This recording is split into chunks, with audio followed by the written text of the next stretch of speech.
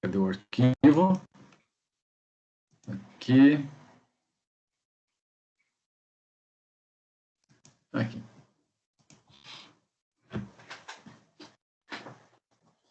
Por favor, me avisem se enxergam bem o arquivo. Sim. Tá. Então, o que nós queremos discutir aqui? Eu coloquei um título ali, ó, estudos de caso, né? É uma brincadeirinha com os estudos de caso que vocês realizaram com a professora Flávia.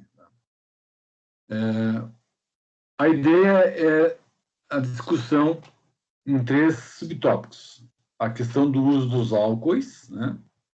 Que nós fizemos alguns comentários nas aulas passadas, por que eles não são o álcool genuíno, né? Por que ele não é usado como substrato nessas reações de SN2 ou SN1, e aí é preciso arrumar uma alternativa de torná-lo reativo. Os rearranjos de carbocátions, que é muito comum acontecer, e depois o chamado mecanismo do grupo vizinho, que é o MGV. Então, são 3 tópicos que serão, digamos, abordados nesses slides aqui. Então, o primeiro exemplo que eu selecionei é uma questão de prova, que eu peguei da prova e trago para vocês aqui. Então, assim, ó, experimentalmente, você pega o ciclo hexanol puro, tá? Puro. E adicione NaBr, o brometo de sódio, em água. Então, tem uma solução do sal em água. Então, veja, o Br- vem do ácido bromídico, um ácido forte. Né? O sódio, se ele vem, por exemplo, do NaOH, vem de uma base forte. Então, tu tem um sal estável. Né?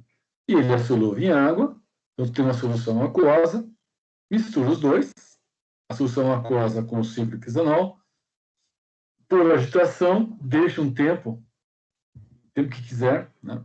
1 dia, 2 dias, não importa quanto, e você vai monitorar a formação do produto. Então, a partir de um longo período de agitação, você recolhe alíquotas da reação e observa que o reagente, que o substrato, não se transforma no produto desejado, que é o brometo de ciclo hexilo.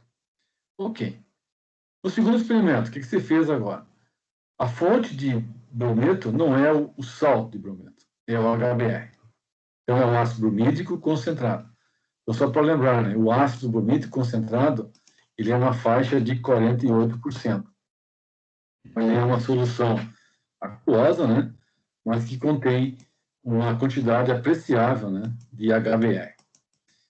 Mas agora veja, o HBr, nós sabemos que ele é um ácido muito forte. Tá?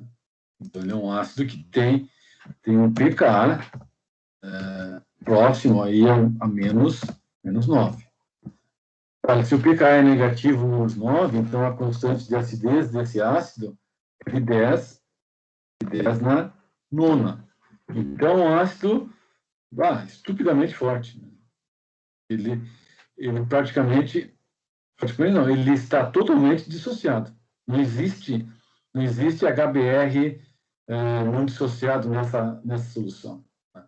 Então, todo o HBr encontra-se na forma do cátion oxônio, né, que é o hidrônio, mais o brometo menos. Então, nessas condições, você deixa um tempo a reação acontecer, o álcool reagindo com a solução aquosa, de HBr concentrado, e pimba, tu obtém um produto. Então, o que vai acontecer? Né? Visualmente, vamos supor, tu tem um balão de reação, tá? Um balãozinho de reação. No início, tu tem uma solução aquosa, que é o HBr, e o álcool cíclico hexanol. Eles são parcialmente solúveis. Né? Então, você vai ter uma solução com alguma turbidez. Quando você começa a aquecer, né, você tende a aumentar a solubilidade.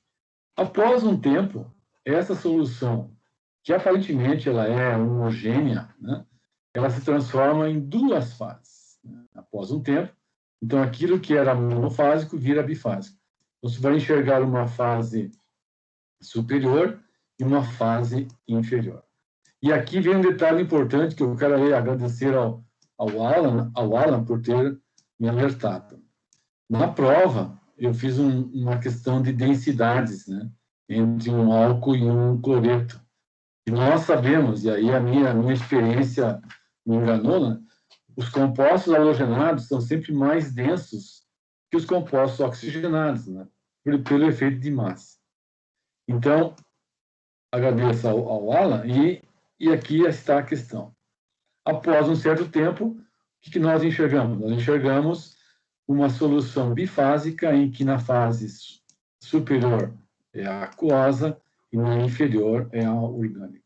E você retira a alíquota da reação, a alíquota, tu coloca um secante, tira a água e sobra então esse material oleoso que é o brometo de ciclohexilo. Então, por que essa reação avança? Né? Por que uma reação que tem o brometo, tem a fonte do brometo, não reage, e o outro reage? Então, um meio ácido e aqui um meio neutro. Então, isso revela o quê? Né? Revela que os álcoois, eles são pouco reativos nessas reações de SN2, né? Ou de SN1. Por que são pouco reativos? Porque eles têm uma acidez muito baixa. Então, o álcool, ele se dissocia, sim, mas a acidez do álcool é muito próxima à acidez da água. Então, o pK deles é próximo a 15,5. E aqui 15,5 é positivo, tá? Positivo. Então, quer dizer que a acidez de um álcool, da água, gira em torno do quê? De um valor de 10 na menos, né?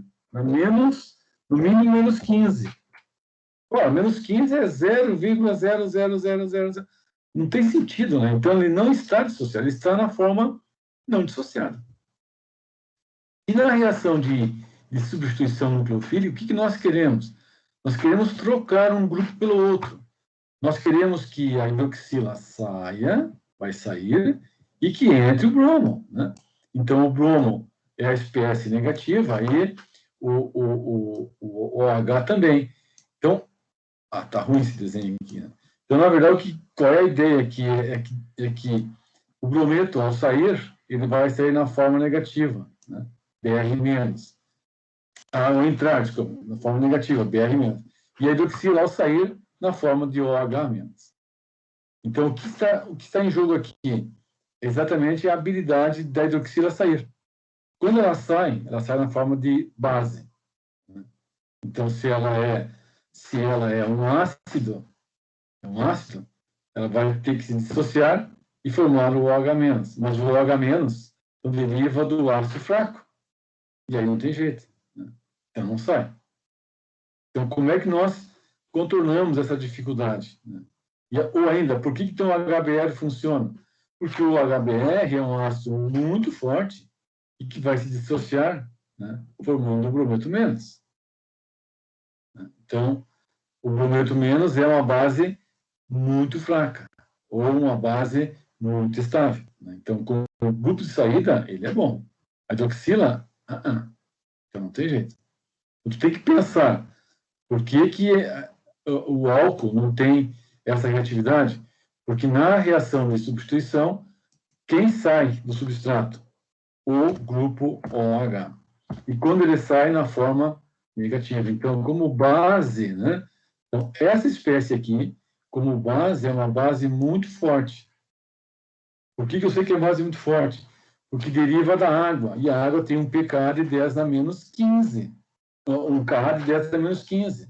Então, o pK sendo 15 é um ácido muito fraco que não se dissocia. Então, a água não prefere ficar na forma de hidroxila. Por isso que o OH não sai. Ponto. Então, como é que nós contornamos isso? Usando um meio ácido. Então, a ideia é converter, né, o grupo OH num melhor grupo de saída. E essa conversão se faz pela alteração do pKa. E aí, né, o pKa do álcool, 15. Se nós protonarmos o álcool e obtemos o álcool protonado, então agora o oxigênio adquire uma carga formal mais 1. Então, ele se transforma num cátion oxônio. E esse cátion oxônio terá um pKa de menos 1,5. Então, notem que a transformação sai de 15,5 para menos 1,5. Então, tu tem uma redução em unidades de pKa de 15, 16, 17, né? Então, o cátion oxônio é 10 na 17 vezes mais ácido que água. Ok, então agora o cátion oxônio se ioniza. E ao se ionizar, ele vai formar a água. Então, é bastante interessante esse jogo de valores de pK, né? Quando você pega o cátion oxônio, H3O+, né? Transforma ele em água, H2O, e a água é transformada em hidroxila, OH-, as constantes de acidez nos dizem o que é mais favorável ou não. Então, o cátion oxônio, ao perder o cátion oxônio tem um pK 1,5, negativo. A água, 15. Então, a ionização do cátion oxônio é muito, muito mais fácil do que a ionização da água. Então, o cátion oxônio, ao perder um próton, forma água. Já a água, ao perder um próton, formaria hidroxila. E ela não tem essa preferência, por quê? Porque agora o pK dela é 15. Então, é essa questão que está posta aqui. Enquanto que a água é 15, o oxônio é 1,5 negativo. Tá? Então, nessa reação, está envolvido exatamente esse jogo. Então, o que eu desenhei aqui? Agora vem mais questões que nos interessam do ponto de vista daquilo que nós já aprendemos como química orgânica básica, lá no início, né? A química orgânica é dividida em 3 grandes grupos. A química orgânica dura, aquela que se torna até, às vezes, monótona, que é o estudo das ligações, é o estudo da energia, da entalpia, do conceito ácido-base, das interações e da estereoquímica, né? Então, o ciclo hexanol, claro, você não precisa toda vez desenhá-lo na forma de cadeira. Mas aqui, né, o ciclo hexanol mostrado tem a hidroxila equatorial. E ela, então, a molécula é protonada, né, pelo cátion oxônio. Então, por que esse processo aqui é interessante? Porque tu está trocando prótons. Então, uma reação ácido-base, né, uma reação ácido-base é uma reação que tem o controle termodinâmico, que ela estabelece equilíbrios, né? E esses equilíbrios, ora você forma o cátion oxônio da água, que é o hidrônio, ou o cátion oxônio do próprio álcool. Então, esse equilíbrio aqui, tanto faz. Você pode ter protonado na forma do oxônio, água, ou na forma do oxônio do substrato. O que importa aqui é que agora nós encontramos uma maneira de mudar o pK de 15 para 1,5 negativo. E dessa forma, o grupo agora pode sair. Então, se a água agora sai, né? Então a reação pode avançar. Segundo aspecto, análise conformacional, né? O ciclo hexanol, na forma cadeira, tem uma inversão do anel aqui, observe a inversão do anel, ou seja, esse carbono aqui desce, tá? Desce, e esse carbono aqui irá subir. Por isso que a cadeira fica invertida. Então, observem a posição agora, o carbono aqui na parte superior e o carbono do grupo OH na parte inferior. Então, aqui nós temos o isômero axial e o equatorial. Então, hidroxila equatorial, hidroxila axial. E é esse isômero, e é esse conformero, esse rotâmero, que é o reativo, né? Então, por que eu destaco a questão conformacional? Porque nós aprendemos isso, e isso é importantíssimo, né? As moléculas no espaço, elas têm um arranjo, né? Um arranjo que pode ser interconvertido ou não, né? E esse arranjo, nesse caso em particular, nós vamos usar, né, para entender um pouquinho como é que se dá, então, a etapa posterior, que é a expulsão da água. Então, a inversão conformacional, ela é necessária, por quê? Porque agora o bromo externo, que vem do HBr, ele tem que fazer um ataque nucleofílico na ligação ao OH, no lado oposto.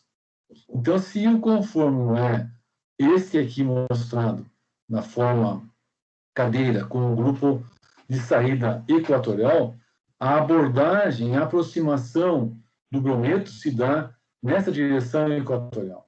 E aí não tem jeito. Então, nessa direção aqui, você imagine um átomo de bromo tem que se aproximar, tem que encontrar o orbital antiligante da ligação OH, e ele vai passar entre, né, os dois hidrogênios que estão destacados aqui nas posições axiais. Então, isso é repulsivo. Então, tem dois núcleos, bromo negativo, hidrogênio também com pares de elétrons, com carga negativa. Então, esses dois, o que eles fazem? Irão se repelir. Então, a repulsão de Van der Waals. Né? Então, as duas esferas, os dois hidrogênios, eles estão ali postos, né, na posição axial. Quando agora o anel sofre a inversão e a hidroxila vai para a posição axial, então aí observem agora, o bromo faz a mesma abordagem, ataque pela retaguarda, então é uma SN2. Né? Mas agora, a aproximação do bromo em relação aos dois hidrogênios é paralelo. Né? Esse aqui é na diagonal. É como se o bromo tivesse que passar por entre os dois hidrogênios. Aqueles espaços, os dois hidrogênios, o bromo tem que passar ali. E isso é repulsivo. Então, preferencialmente, o que faz o bromo? Ele busca uma outra trajetória, que é essa aqui, a axial. E veja, então, o arranjo da conformação axial permite que o bromo se aproxime no lado oposto e tu tem exatamente o estado de transição de uma SN2, né, de uma SN2, que ele é linear. Né? Então, aquilo que nós vimos lá no início, em conformações, nós vamos agora aplicar aqui. A abordagem do bromo, a aproximação do bromo pela retaguarda em linha reta se dá no conformero axial e não equatorial. E é sempre assim. Tá? Então, o orbital antiligante da ligação oxigênio-carbono, ele é vazio, então ele se oferece ao bromo, num arranjo equatorial ou num arranjo axial. Então, sempre no axial. Daí, o que é importante, eu quero que vocês aprendam bem, né? O uso da simbologia das setas curvas. As ligações, elas se quebram, elas se formam, né, pelo movimento dos elétrons. E os elétrons em química orgânica, você movimenta eles usando setas curvas. Então, o sentido da seta curva é para mostrar como que o elétron se movimenta. Então, aqui, por exemplo, na protonação, na reação ácido-base, aqui, né? A hidroxila tem um par de elétrons, é uma base, ela captura o próton do cátion oxônio. E aí a ligação OH se quebra e o par de elétrons da ligação volta para o oxigênio, formando o quê? Água e o álcool protonado. Então, essa é uma reação em equilíbrio, é um pré-equilíbrio, rápido e reversível. Rápido e reversível. E agora o álcool protonado tem um outro pré-equilíbrio em termos de conformações equatoriais e axiais. Daí é axial que reage. Ok. Como que se desenha o mecanismo? Então, você vai desenhar a conformação axial e aí a forma, né, didática. Descreva o ânion brometo, um par de elétrons, a carga formal do bromo menos. Então, o par de elétrons do bromo ataca esse carbono, que tem um orbital antiligante, e, simultaneamente, sai o grupo OH. Então, percebo que a estratégia de conversão no álcool protonado intensifica a reação por uma razão simples. você muda o pKa para menos 1, menos 1,5, e aí o grupo sai. Né? Ao sair, forma água. E o produto é o brometo, e aí o brometo na posição equatorial. Notem que essa reação aqui exige a inversão de configuração, mas o substrato não tem quiralidade. Mas como que inverteu a configuração? Porque essa é uma característica do mecanismo. Você não precisa usar um substrato quiral para prová-lo. O mecanismo SN2 exige o ataque pela retaguarda. Então, vejam que no reagente, a hidroxila, ou no caso do substrato, a hidroxila estava na posição axial, protonada. Quando ela saiu, entra o bromo. Quando o bromo entra, o hidrogênio desce. Então, há uma inversão nesse carbono aqui, mesmo não sendo quiral. E agora, claro, o bromo aparece na posição equatorial. É evidente que esse bromo equatorial, você tem aqui, então, a mesma situação do álcool. A conformação equatorial é mais estável, mas existe uma outra conformação que é axial, que não é mostrada. Ok? Dúvidas? Podemos seguir? Senhor, Diga. a nível laboratorial, esse equilíbrio que tu mostrou entre o ciclo hexano com o oxônio axial e equatorial, tipo, para aumentar a... Ai, peraí. Para aumentar a quantidade de axial, dá para fornecer calor para aumentar a quantidade do rotâmero axial?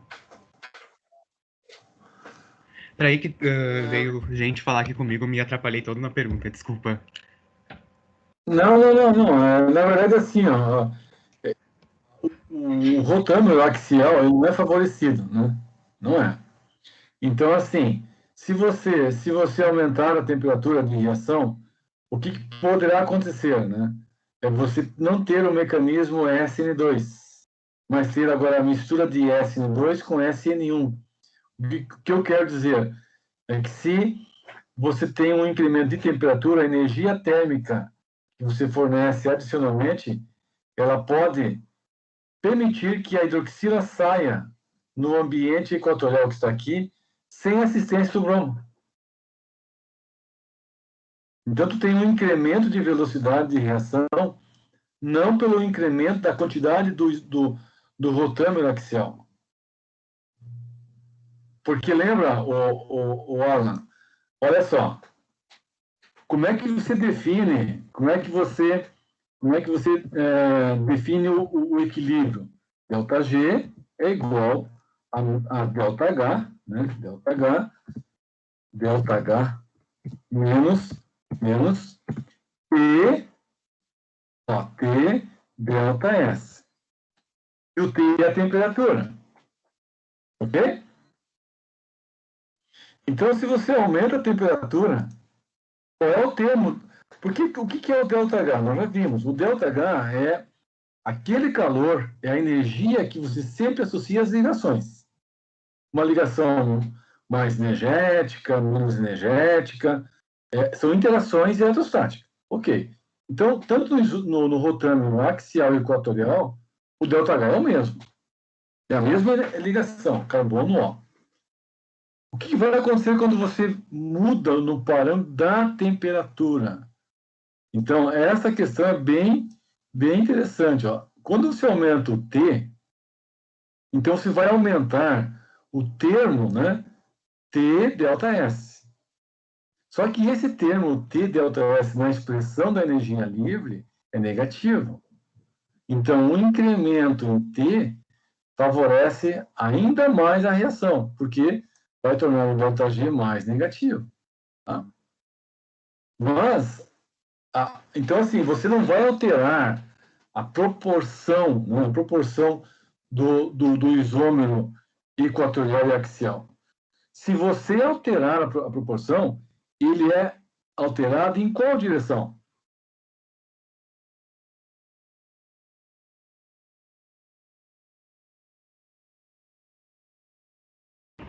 Tá, Sor, mas tipo, aumentando a temperatura, que nem tu mostrou ali, Isso. não aumentaria a quantidade do isômero axial ou a proporção? Bom, mas o que eu estou mostrando aqui agora no equilíbrio? Esse equilíbrio, o equilíbrio aqui tem um ΔG, o ΔG dele é negativo, tá? Negativo. Ah, tá, negativo. Ah, sim. Isso. Então, se é negativo, ele favorece. Perdão, ó, no sentido mostrar, olha aqui, ó, no sentido mostrar, aqui, ó, esse sentido aqui. O equilíbrio favorece o equatorial. Para formar esse equatorial, o ΔG é negativo. Então, se você aumenta a temperatura, se torna o ΔG mais negativo. E mais tu vai formar do isômero equatorial. Ah, sim, entendi. O termo ali é negativo, entendi. E só que daí o que acontece? A reação, ela se dá bem no isômero menos estável. Então, o isômero menos estável, ele é o reativo. Mas numa reação de SN2. E SN2. E o que é o SN2? É a reação na qual o nucleófilo participa na etapa lenta. Então, se você aumenta a temperatura e aumenta os choques térmicos, aumenta a energia cinética, aumenta o calor na reação, essa conformação equatorial ela será ainda majoritária. E a reação será aumentada. Em termos, a sua velocidade aumenta. Por quê? Bom, agora, então, o que se pode especular? Que na forma equatorial, o bromo não participa mais da etapa lenta e, pelo incremento de temperatura, você favorece a dissociação da ligação OH. Então, essa ligação se quebra na forma equatorial. E aí vai formar o quê? O carbocátion. E esse carbocátion livre no meio será capturado pelo brometo. Então, será uma mistura de reações SN1 e SN2. Então, então aumentando a temperatura, tu aumenta a SN1. Isso. O, Interessante. o efeito completo, você tem um incremento de velocidade. Ok, a reação é mais rápida. Só que daí, quando você olhar do ponto de vista mecanístico, teve um mecanismo que começou a aparecer, que é o mecanismo da SN1. Mas veja, né? Aqui você não tem condições de separar os dois mecanismos. Tipo assim, você faz a reação a 25 graus, tá? Vamos supor, a reação demorou 2 horas. Teu rendimento foi de 70%. Tu faz a reação em 50 graus, ou a 100 graus. A reação vai em meia hora, ou 25 minutos. E o rendimento aumenta. Só que você obtém o brometo. O brometo é aquirol. Então, você não sabe se a reação foi pelo mecanismo SN1 ou SN2. Você não sabe. Tá? Muito interessante. Obrigado. Tá? Nada. Bom, então, agora, segundo caso. Observe aqui o segundo caso. Né? Um substrato é um álcool, um ciclohexanol, só que no carbono vizinho do grupo hidroxila, tem um carbono quaternário aqui, ó, né? Esse carbono aqui. Bom, agora nós sabemos. Então, o álcool, ele reage, né? Mas em meio ácido. Bom, ele reage em meio ácido por quê? Porque você vai formar o álcool protonado se desidrata. Então, a linguagem é essa, né?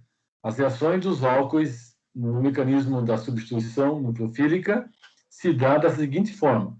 Nós temos que protonar um álcool, um equilíbrio rápido e reversível, forma o álcool protonado, e é esse álcool protonado que na etapa lenta reage. Tá? Ou através do mecanismo SN1 ou SN2, né? Não importa. Aqui é o caso, olha só. Então, esse álcool, ao reagir com HBr, forma um produto. Só que o produto parece meio estranho, né? Você isola um produto majoritário em que o bromo ele está localizado em um átomo de carbono que não é o carbono original do OH. E a metila, originalmente no carbono, no mesmo carbono, geminal, uma das metilas agora aparece no carbono vicinal, naquele carbono em que estava ligado o OH. O que será que aconteceu aqui? Então, nesses casos, é clássico o rearranjo. É uma outra maneira, né, que as moléculas encontram para reagir. Então, dependendo das condições, dependendo da situação, o carbocátion formado ele pode ser capturado. Olha aqui, capturado. Aqui ele foi capturado pelo brometo. Nesse caso aqui, então nós temos, desenhei para vocês o álcool na conformação cadeira. E aí, olha só, já desenhei o álcool mais instável, que é o álcool axial. No primeiro exemplo aqui em cima, o álcool mais estável é o equatorial. O equatorial não é o mais reativo. Quem é mais reativo? É o axial. Então, talvez seja, digamos, didaticamente interessante discutir isso aqui. Ó. Você faz o perfil da reação pensando no equilíbrio conformacional, o que você tem? Então, você tem o álcool, o mais estável e o mais instável. O mais estável tem uma energia menor e o mais instável uma energia maior. Está aqui. Né? Então, o axial e o equatorial. Essa conversão equatorial e axial tem uma energia aqui. Então, nós vamos colocar no diagrama, nesse perfil de energia, o álcool equatorial e vamos colocar o álcool axial. Tá? Quando o álcool axial reage, ele reage nessa forma aqui. Né? Então, ele permite que o bromo reaja de modo mais eficiente, se aproxime de modo mais eficiente. Então, o rotâmero axial vai levar ao produto, formando, então, o álcool. Ok. Já o álcool equatorial, se ele reage, ele obriga que o bromo se aproxime na diagonal, e isso é impeditivo. Então, se isso aqui está digamos, posto, é apresentado ao bromo, a energia de ativação aumenta. Então, a barreira aumenta e ele vai subir. Né? Vai subir e vai fazer assim. Tá? É o mesmo produto. Só que essa barreira aqui, ela é maior, e essa barreira aqui, ela é menor. O que a reação prefere? Este. Então, tu tem um controle, né? Cinético e termodinâmico. Cinético e termodinâmico. Né? Tu tem aqui um estado de transição e aqui um outro. Né? E esse estado de transição depende das energias relativas do A e do E. Então, o equilíbrio equatorial, né? Equilíbrio equatorial axial, ele vai fornecer populações do álcool mais reativo e menos estável. Então, para o exemplo 2, o que eu fiz? Já desenhei o álcool mais reativo, que é o álcool axial. Então, ele está protonado, em HBr concentrado, ele está protonado, e aí uma coisa interessante acontece, né? Esse é o produto aqui. A metila migrou do carbono 2, né? Do carbono 2 para o carbono do carbono 2 para o carbono 1. Para o carbono 1. Então, se diz que tem uma migração 1,2 do grupo metil. De que maneira a migração se dá? Então, quando o OH parte, quando a água parte, deixa o carbono positivo. E esse orbital antiligante que está posto aqui interage com o orbital da ligação CC. Então, é uma migração 1,2 da ligação vizinha. E aí, de novo, é obedecido à regra transdiaxial. Então, a metila, ela está atuando e competindo com o brometo. Porque o brometo, no mecanismo SN2, o que o bromo faz? O bromo tem que atacar essa posição aqui pela retaguarda, né? Aqui entraria o bromo. Mas a metila faz o trabalho antes. Por que é assim? Por que é assim? É uma questão entrópica ou entálpica isso aqui?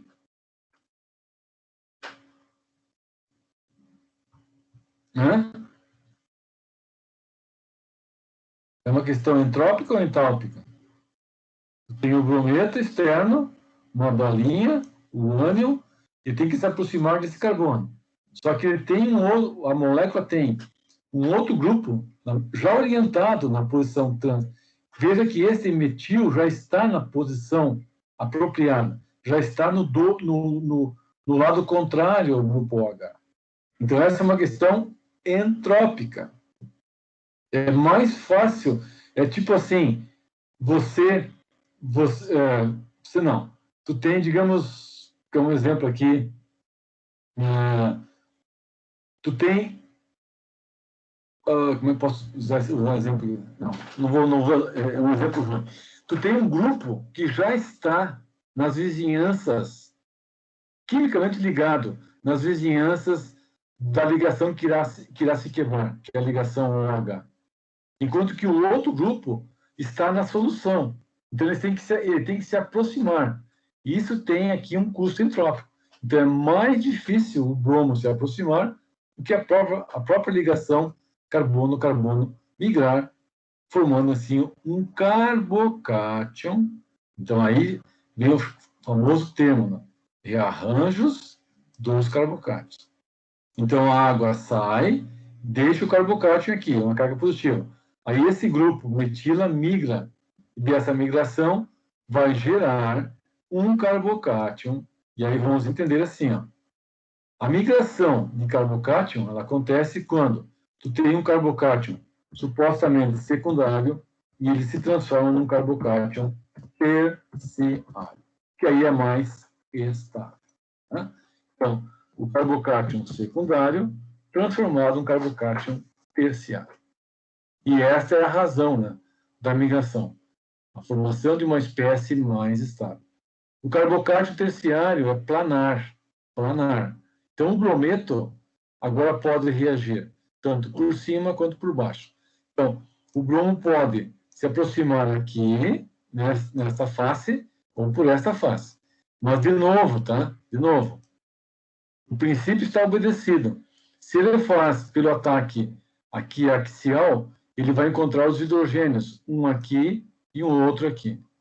Então, naturalmente, o brometo prefere, ainda assim, o ataque equatorial, tá? Que é aqui. Tá bem? Então, a partir desta modificação, nós estamos inserindo aqui um conceito agora que é o rearranjo do carbocátion. A gente vai formar um produto, e esse produto tem uma estrutura modificada, não é exatamente igual do substrato. Então, agora, no lugar da metila aparece o bromo, e no lugar do OH aparece a metila.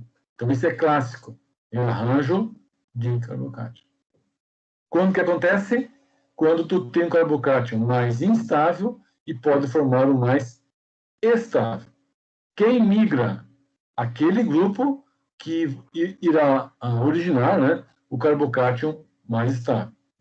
Quem migra? Aquele grupo que está orientado transdiaxial num sistema cíclico ou no modo antiperiplanar.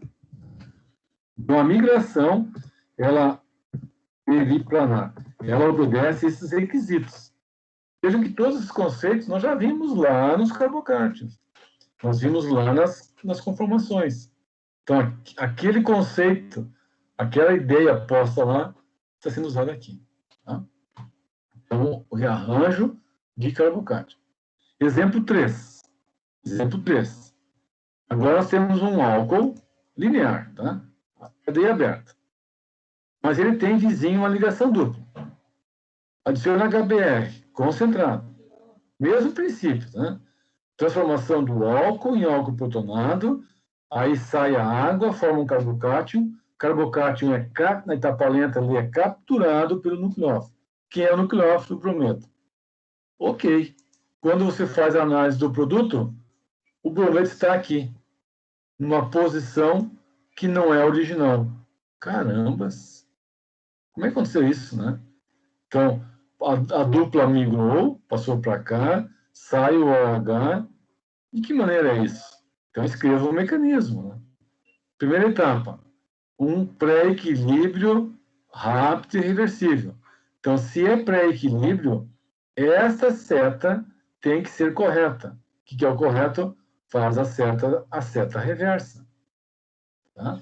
Então, a seta reversa mostra que se pode protonar ou desprotonar o álcool facilmente. Por quê? Porque ambos têm uma constante de acidez muito próxima. Não varia muito, né? O cátion oxônio, que é o hidrônio, ou o cátion oxônio, que é do álcool. Agora é que vem o bicho. A etapa lenta está aqui. Então, a etapa lenta ela vai formar um carbocátion. Como é que você sabe? Porque agora o álcool está protonando. Então, a partida da água se faz através do modelo de setas curvas. Então, você vai protonar o álcool. Daí, pessoal, tem livros, e muitos colegas meus fazem a protonação do álcool assim, ó.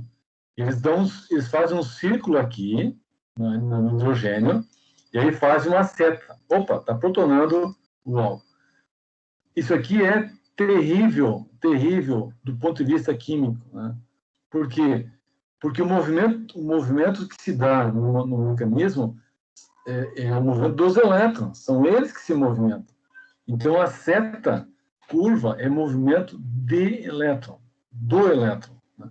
Então, aqui estou mostrando a ligação OH se decompõe, se quebra, vai formar um carbocátion. Né? Só que esse carbocátion formado, ele é terciário. E vizinho a ele tem a ligação dupla. Então, é um carbocátion, observem aqui, alílico. Né? E aí o carbocátion alílico pode, claro, você pode regenerar, você pode voltar para cá, pode, né? Mas só mostra o quê? Tu pode ter uma carga positiva aqui e aqui.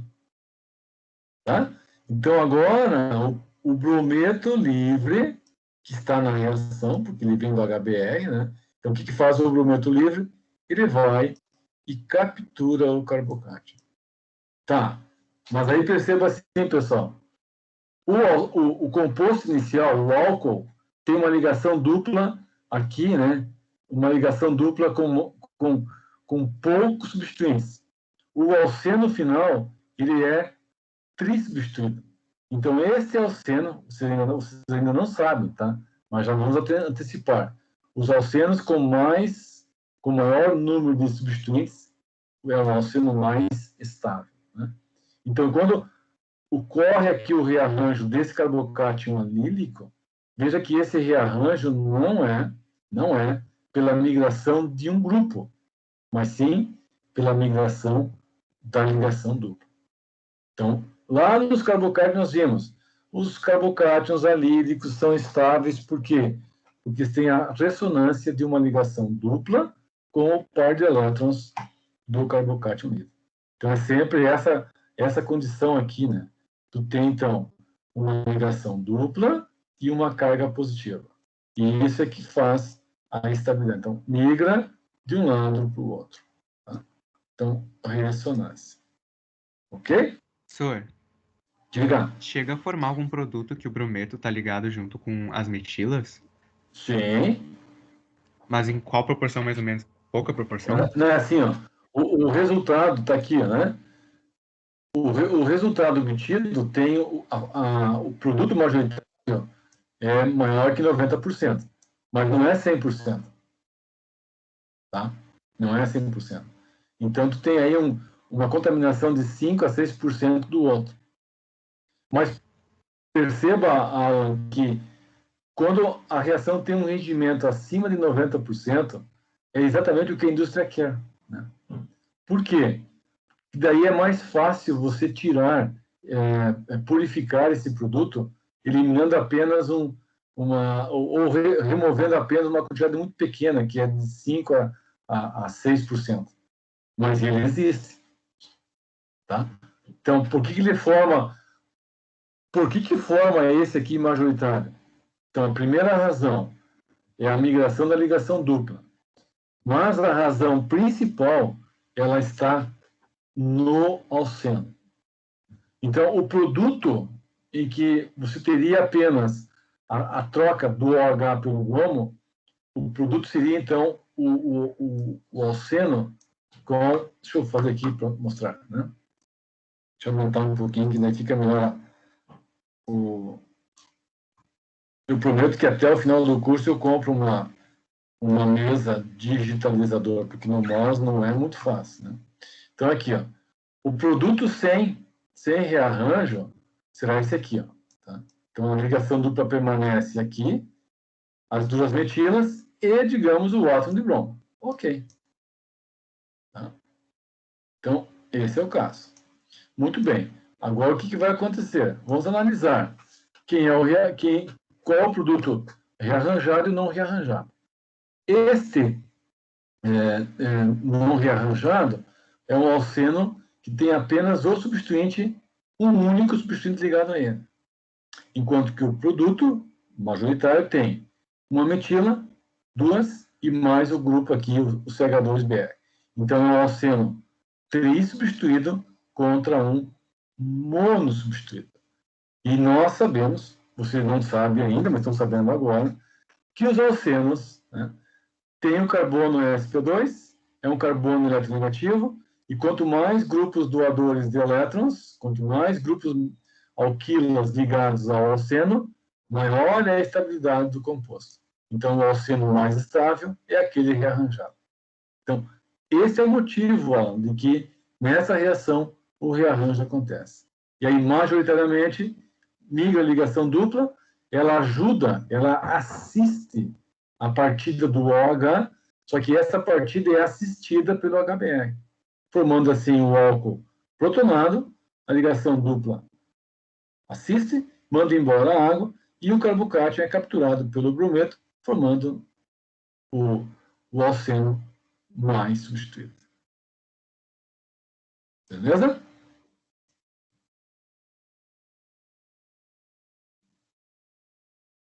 Ok? Ok, senhor. Obrigado. Exemplo 4.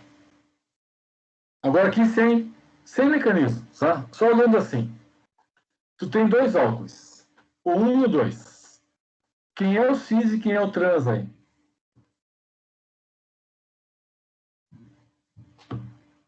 O cis seria o primeiro.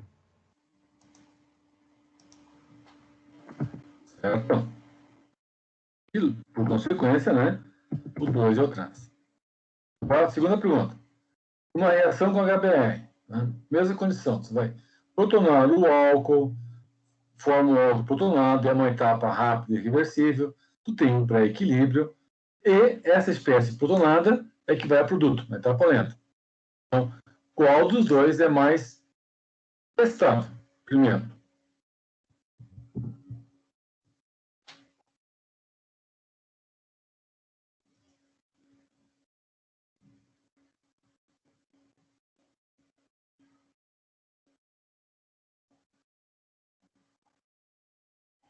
Quem é mais estável?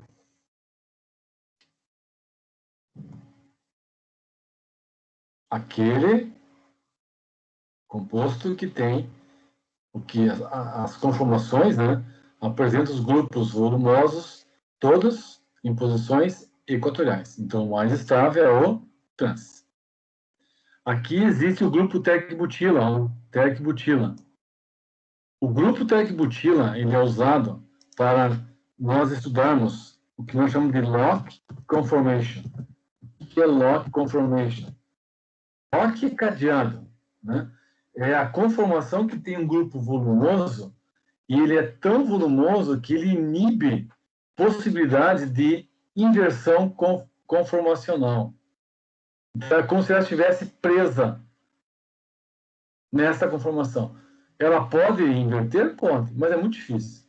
Então, nós temos dois exemplos aqui de álcoois que são conformacionalmente estáveis. Conformacionalmente estáveis. Tá? Estáveis. Isso quer dizer que são essas as conformações que não reagiram. Ponto.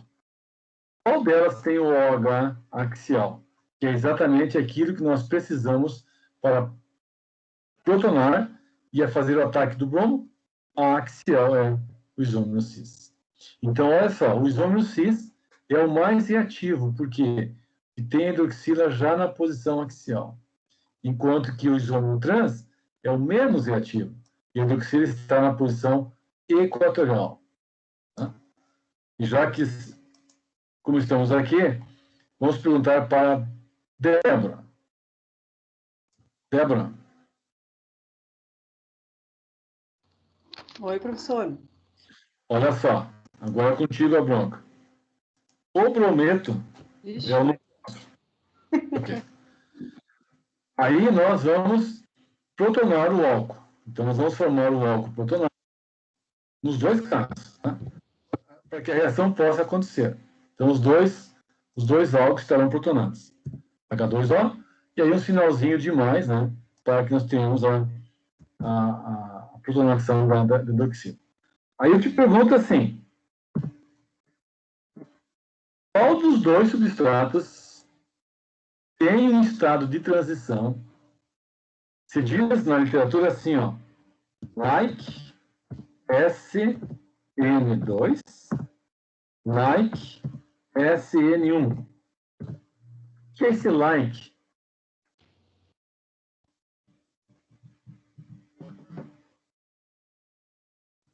Ah, professor, não sei te dizer mesmo. Ah, mas em português, como é que é a tradução de like? Like é curtir, né? Gostar, né? Ah, não, tá, não, eu digo aqui nesse caso aqui. Como? De parecer, de ser igual. Nesse caso, ó, qual dos dois tem um estado de transição, um estado parecido, semelhante a uma SN2 e semelhante a uma SN1? O que eu quero dizer assim, Débora, qual dos dois substratos o bromo irá se aproximar definitivamente pelo lado oposto ao grupo OH2? O primeiro ali à esquerda? Exatamente. Exatamente. Então, esse aqui é o que fio cinético bimolecular. Uhum. Agora, aqui o que acontece com esse aqui da direita? Como o bromo tem dificuldade em se aproximar pela retaguarda, então nos parece que a água sai antes e depois o bromo entra. Então, esse é um mecanismo unimolecular. Beleza? E o like está no sentido de aproximação? Isso, de ser semelhante, de ser igual, ou de como se fosse. Uhum, tá. Tá? Ok? Ok. Então é isso. Tá. Então, qual dos álcools se desidrata mais rapidamente? Em HBr. Então, olha que pergunta chata essa, porque você pode confrontar. Ah, o cis é mais reativo? Sim, mas no mecanismo bimolecular. Então, essa pergunta aqui tem que ser detalhada. Qual dos dois álcoois desidrata-se mais rapidamente numa condição bimolecular? Tá? Bimolecular, o cis. Numa condição unimolecular, o trans. Ok? Tá, pessoal. Vamos dar uma paradinha e fazer um cafezinho. Tá bem? Nós vamos voltar Certo. às 11h45. Não fujam, né? Tá ok. Tá bom, então?